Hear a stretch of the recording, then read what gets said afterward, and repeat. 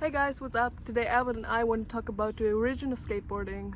We want to talk about the invention of the skateboard and what tricks you can do with it. The history of skateboarding began in the 1950s on the southwest coast of California, when surfers mounted wheels under small surfboards. The aim was to imitate the surfing motion on the streets when the swell was not favorable. The prototype of the skateboard was accordingly called the asphalt surfer.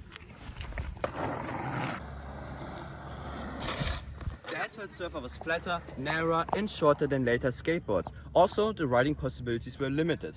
The surfers called Sunny Boys on the south coast of California rode barefoot on their self-made skateboarding equipment.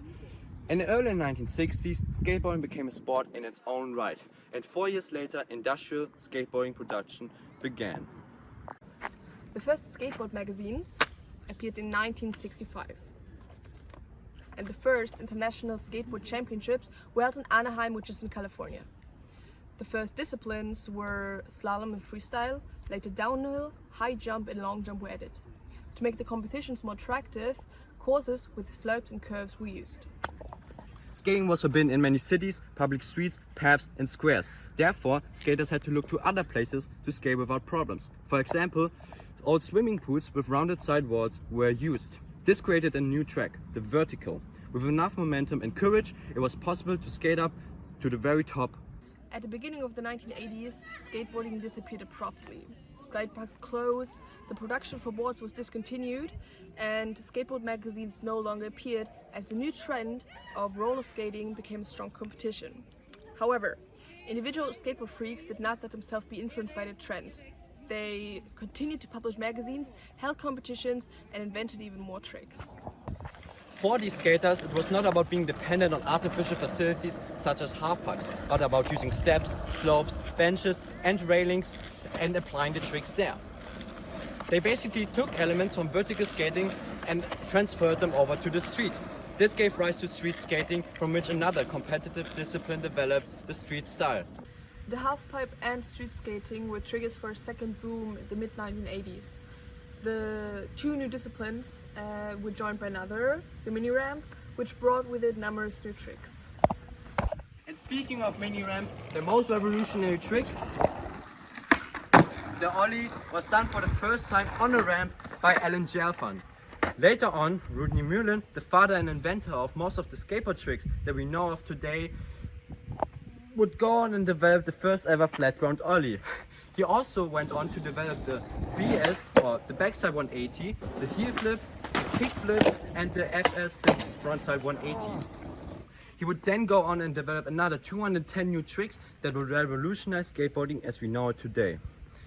Since the 1950s, skateboards have changed greatly in their building materials and overall form and style. The skateboards nowadays are not comparable with the ones that were made in the 1950s. Nowadays, skateboards are made out of multiple components. The trucks, the wheels, the bearings inside the wheels, the grip tape, which lays on the most important part of the skateboard, the deck. The deck is made out of multiple thin sheets of wood called veneers. One skateboard has usually 7 sheets of veneers, which may vary depending on the quality of the board. There are also different types of skateboards that are different from this one. On the one hand, there are longboards. Longboards have longer decks, larger and softer wheels, and are usually about 35 to 50 inches long and about 8 to 10 inches wide. This is a wakeboard. They are also known as paddleboards and consist of 2 decks that are joined together with a rubber grip. They get their name partly because of their pronounced movement due the ride, which is similar to that of a snakeboard. Another variation of the skateboard is the snakeboard, which was invented by James Fisher and Oliver McLeod Smith in 1989. It evolved from the original skateboard and brought with it elements of the snowboards and surfboards with it. Slalom skateboards are often made of flexible swinging wood and often without any protrusion in nose and tail. However, there are also electric skateboards, or should I rather say longboards.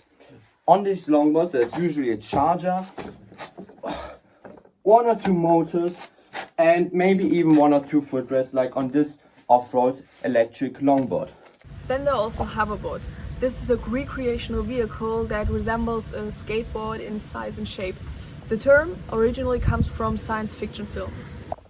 Since the 1980s, skateboarding has been heavily integrated into street culture. This means that brands like Vans, Titus or Vamos have become synonymous with the term skating. Street art and its style like graffiti and magazine designs are still remnants of the 1980s and are still used to this day.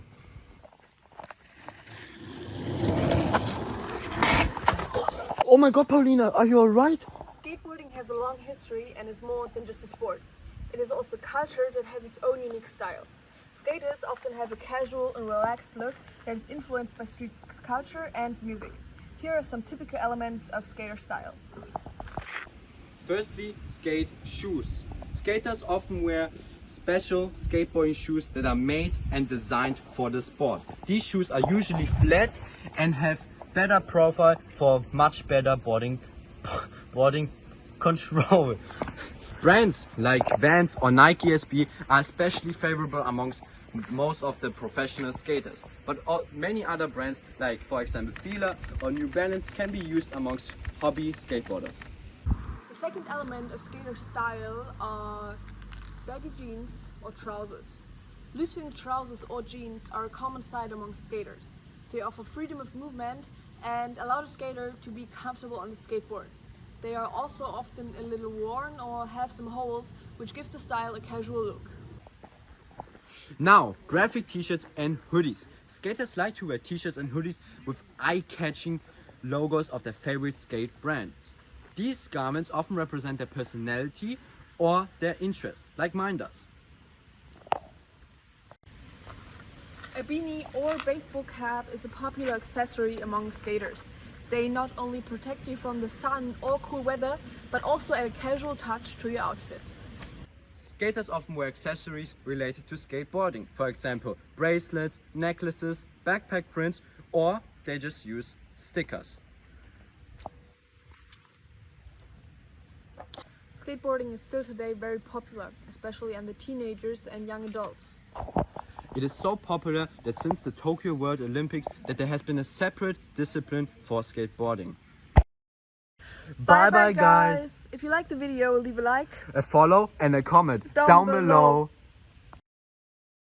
Street art and its style like graffitiing and magazine designs. Power like Ranger, range like Rover, strong bulldozer. Autobots roll out, hit the scene.